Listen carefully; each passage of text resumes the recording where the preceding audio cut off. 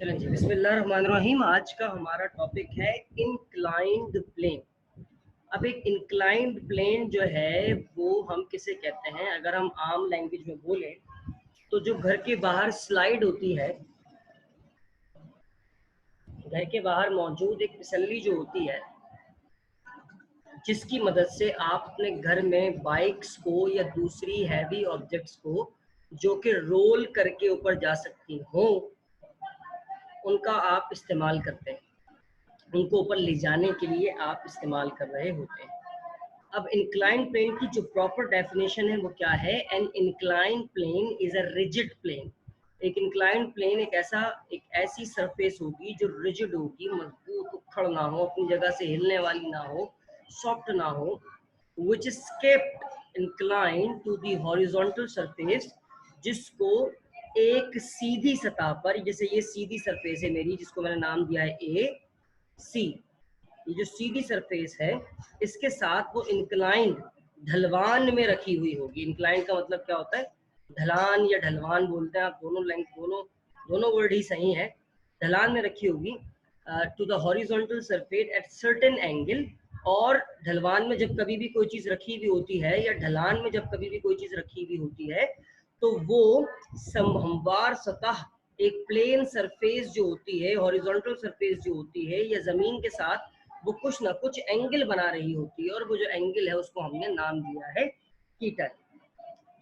तो जब आप अपने घर की स्लाइड को, घर में जो आपके घर में अंदर मेन गेट से अंदर जाने वाली बाहर जो छोटी सी स्लाइड हो या बड़ी स्लाइड हो, उसको आप देखेंगे तो वो इस तरह का एक ट्रायंगल बना रही होती है।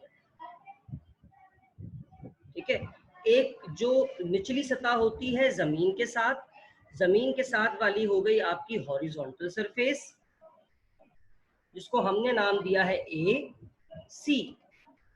और उसके बाद एक तख्ता या सीमेंट की बनी हुई हो, जब आप उसको लगाते हो ऊंचाई वाली पार्ट के साथ, दीवार के साथ, तो वो इस तरह से, ये वाला पार्ट जो है वो आपकी दीवार है, ये ज़मीन है, और ये वो स्लाइड है जो ज़मीन और दीवार के ऊपर रखी हुई है इस तरीके से कि उसने एंगल बनाया हुआ है कीटा, और उसको नाम दिया गया है, अपनी स्लाइड को हमने नाम दिया है ए बी।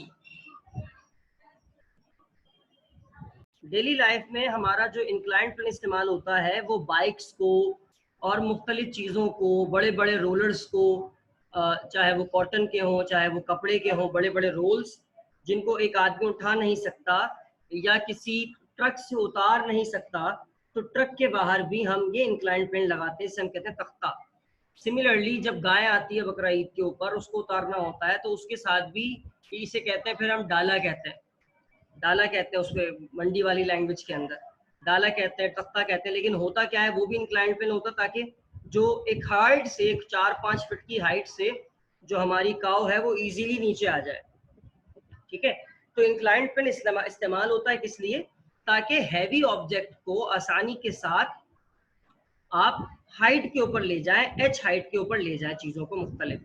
इसे हॉस्पिटल्स के बाहर भी आप देखोगे ये मौजूद होगा, और वहाँ पर इसके लिए इसको लिखा जाता है कि रैंप है। ये जो डिसेबल होते हैं, लोग जो व्हील चेयर्स के ऊपर आ रहे होते हैं हॉस्पिटल, चाहे वो परमानेंट डिसेबिलिटी हो या उनकी टेम्पररी डिसेबिलिटी हो, उनको आप, जाहिर सी बात है, मरीज को गोद में उठा के ऊपर लेके जाना मुश्किल काम ही होता है। बेशक आप कितने ही ताकतवर क्यों ना हो, लेकिन 1 मंजिल 2 मंजिल या फर्ज करो कि 10 फीट भी ऊपर लेके जाना, एक सीढ़ी भी किसी को गोद में उठा के चढ़ना इंसान के लिए मुश्किल होता है। लेकिन जब ये इंक्लाइन प्लेन लग जाता है और बंदे को व्हील चेयर पे हम बिठा देते हैं, तो हम इजीली उसको लिफ्ट अप कर जाते हैं एच हाइट के ऊपर, चाहे वो 10 फीट हो या 15 फीट हो। तो यहाँ पर हो क्या रहा है? यहाँ पर काम ये हो रहा है कि हम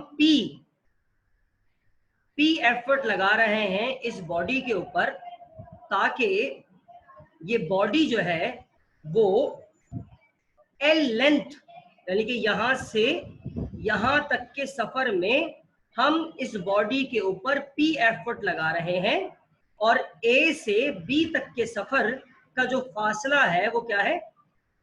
एल है। तो इनपुट क्या है हमारे पास यहाँ पर, अगर हम मैकेनिकल एडवांटेज निकालना चाहते हैं तो हम जानते हैं कि इनपुट बराबर होता है आउटपुट के। इनपुट हमारे पास क्या है? इनपुट हमारे पास ये है कि हम एक बॉडी है उसके ऊपर एफर्ट लगा रहे हैं through the distance of A B. कहां से कहां तक लगा रहे हैं? हम बॉडी पे ताकत लगाना शुरू करेंगे पॉइंट ए से और ताकत लगाते रहेंगे पॉइंट बी तक।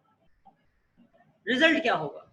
रिजल्ट ये होगा, आउटपुट आपको ये मिलेगा कि W वेट वाला सब्सटेंस, W वेट वाली बॉडी पॉइंट बी पर पहुंच जाएगी, पॉइंट बी सी पर पहुंच जाएगी, या फिर W वेट वाली बॉडी H हाइट ऊपर आ जाएगी।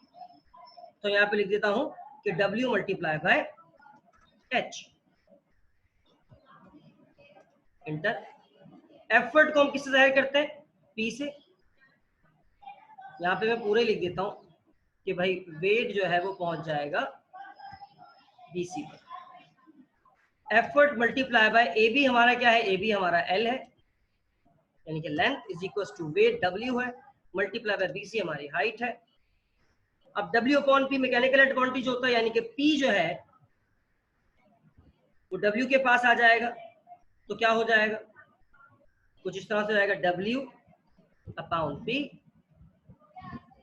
तो सिमिलरली L जो है उसके पास कौन आ जाएगा? H। तो यहाँ पे हम क्या लिखेंगे? L upon H। इसको मैं खूबसूरती के साथ ऐसे लिख सकता हूं,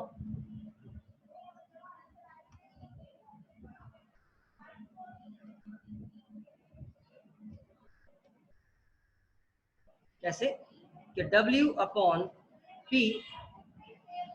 is equal to L upon H।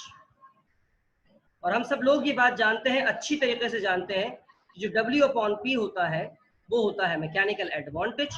तो W अपॉन P की जगह पर मैं लिख दिया मैकेनिकल एडवांटेज, जो किसके बराबर होगा? L upon H। यानी कि जब कभी भी आपको मैकेनिकल एडवांटेज निकालना होगा किसी इंक्लाइन प्लेन का, तो आप कुछ भी नहीं करें, आप ये करें कि उसकी जो लेंथ है इंक्लाइंड प्लेन की, उसकी लेंथ को उसकी हाइट से डिवाइड करवा दें।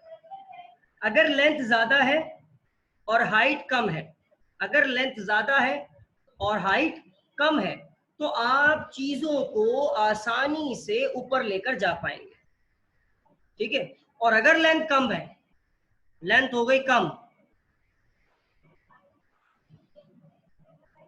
और हाइट हो गई ज्यादा, इस तरह से। अब एक ऐसे इंक्लाइंड प्लेन के ऊपर आप किसी भी बॉडी को लेके जाओगे तो आपको पता है कि आपके साथ क्या होने वाला है।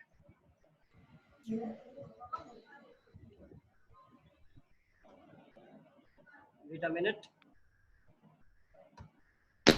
उसके बाद हम आगे यहाँ पर इसको थोड़ा सा और आसान करना चाहते हैं। हम ये देखना चाहते हैं कि अगर इंक्लाइंड प्लेन की मुझे लेंथ नहीं मालूम हो और इंक्लाइंड प्लेन की मुझे हाइट मालूम नहीं हो, और मुझे किसी ने ये बताया हो कि भाई जो इंक्लाइंड प्लेन है वो जमीन से इतने एंगल पर है, तो मैकेनिकल एडवांटेज उसका हमें कैसे पता लगेगा? अच्छा भाई देखते हैं।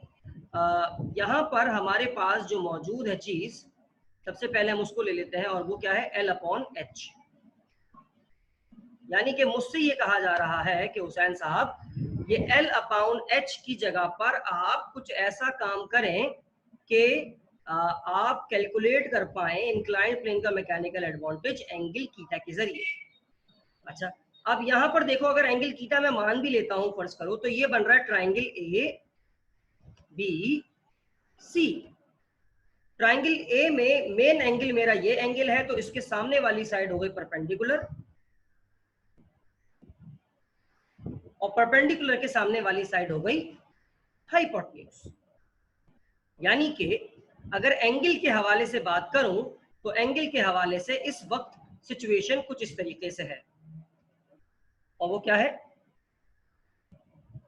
Hypotenuse upon perpendicular, hypotenuse upon perpendicular. अब हाइपोटेन्यूज अपॉन परपेंडिकुलर तो मेरे ख्याल से कोई ट्रिग्नोमेट्रिक रेशियो नहीं है। ट्रिग्नोमेट्रिक रेशियो क्या होता है? Some people have curly brown hair till painted black। तो हाइपोटेन्यूज अपॉन परपेंडिकुलर मेरे पास किसी किस्म का कोई रेशो नहीं है। अगर मैं यहाँ पर परपेंडिकुलर और हाइपोटेन्यूज को देखूं तो वो एक ही जगह पर आ रहे हैं और वो है साइन थीटा। ठीक है, और क्या बना, sine theta is equal to perpendicular upon hypotenuse. Sine theta बराबर होता है परपेंडिकुलर अपॉन हाइपोटेन्यूज के। अब अगर मैं यहां पर देखूं, क्या देखूं, एक सेकंड, अगर हाइपोटेन्यूज ऊपर आ जाए और परपेंडिकुलर कहां आ जाए, नीचे, तो इसका मतलब मैंने साइन को क्या कर दिया, इसका मतलब है मैंने साइन को उल्टा कर दिया। और साइन को उल्टा करने का मतलब क्या है, साइन को उल्टा करने का मतलब ये कि साइन थीटा था, जब मैं इसको उल्टा करूंगा तो क्या हो जाएगा, 1 अपॉन साइन थीटा। और 1 अपॉन साइन थीटा किसके बराबर होगा, 1 अपॉन साइन थीटा। जब साइन थीटा डिनोमिनेटर में चला गया है तो ये वाली वैल्यू भी क्या हो जाएगी, ये वाली वैल्यू भी उल्टी हो जाएगी। और कैसे होगी, देखो यहां पर ऊपर आ जाएगा हाइपोटेन्यूज और नीचे आ जाएगा परपेंडिकुलर। अभी भी समझ में नहीं आया तो देखो, मैं इसको ऐसे लिख सकता हूं, जब भी किसी के नीचे कुछ भी नहीं होता तो इसका मतलब उसके डिनोमिनेटर में क्या होता है, 1 होता है। अब क्रॉस मल्टीप्लाई करो, साइन थीटा आएगा हाइपोटेन्यूज की जगह, हाइपोटेन्यूज जाएगा साइन थीटा की जगह। ये लो जी, और आसान कर देते हैं इसको हम।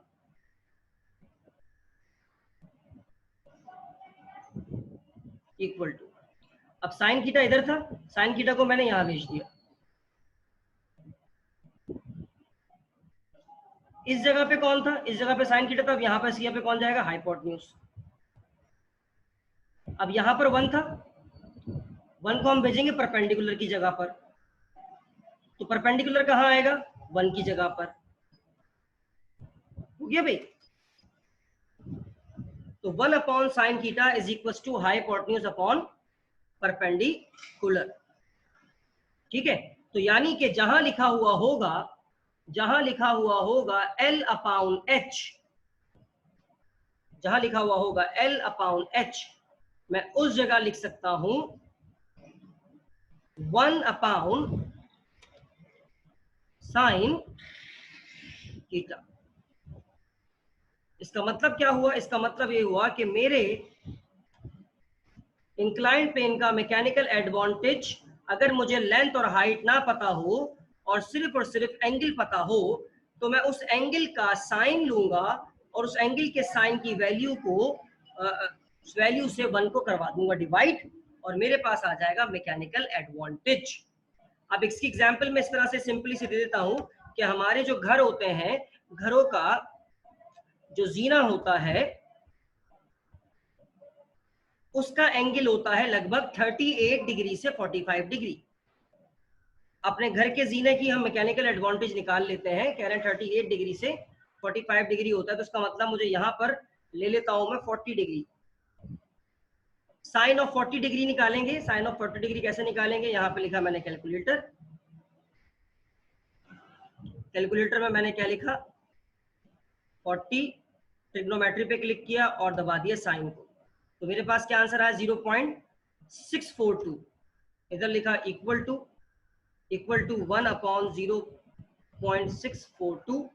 अब उसके बाद क्या किया, उसके बाद मैंने सिंपली 1 को डिवाइड करवा दिया 0.642 से, तो मेरे पास जो आंसर आया वो आंसर क्या आया है, मेरे पास आंसर आया 1.55। 1.55 का मतलब क्या है, 1.55 का मतलब यह है कि जो भी लोड आप लेकर ऊपर चल रहे होंगे आपको उसके मुकाबले में फायदा होगा। मतलब आप अगर एक फोर्स लगाओगे, अगर आप 1 फोर्स लगाओगे, 1 न्यूटन की फोर्स लगाओगे, तो आप 1.5 न्यूटन का लोड उठा पाओगे। तो ऐसा जीना फायदेमंद हुआ। अगर मैं इसका एंगल बढ़ा दूं, मतलब जीना खड़ा कर दूं और यहाँ पर 60 डिग्री कर दूं एंगल इसका, तो अब मेरे पास आंसर जो है वो चेंज हो जाएगा। किस तरीके से चेंज होगा उसको हम क्लियर करते हैं। यहाँ पे मैंने लिखा 60 और 60 का लिया साइन, मेरे पास आया 0.866। अब मैं 1 को डिवाइड करवा दूंगा 0.866 से, तो देखो आंसर कम हो गया, 1.51 हो गया। यानी कि अब मैं अगर 1 न्यूटन की फोर्स लगाऊंगा तो मतलब मैं उसके मुकाबले में 1.15 न्यूटन का लोड ऊपर उठा के जा पाऊंगा। आई होप कि आपको इसका मैकेनिकल एडवांटेज जो है वो समझ में आया होगा।